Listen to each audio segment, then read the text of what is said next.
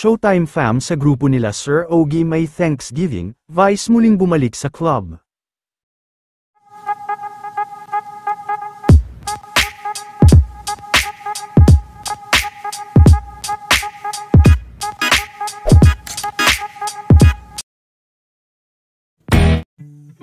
Muli na naman nga, na nagbalik sa Vice Comedy Club kahapon si Vice, para maglibang at magpakita ng suporta, sa mga kaibigan nito, na nag-perform kahapon.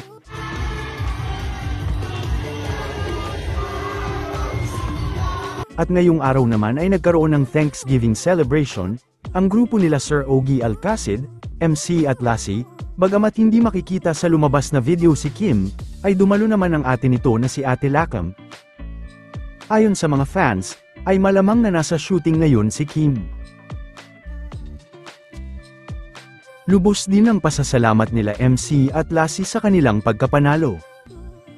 Pero bagong lahat, kami ni Lassie po ay gusto namin magpasalamat sa inyo pong lahat. Kasi, di ba, mahirap maging champion sa magpasikat. Diba? At pangalawang magpasikat pa lang namin ito. At naranasan na rin namin kaagad ni Lassie ang maging champion sa magpasikat. Kaya ako po personally, nagpapasalamat sa inyong lahat sa pagtsatsaga.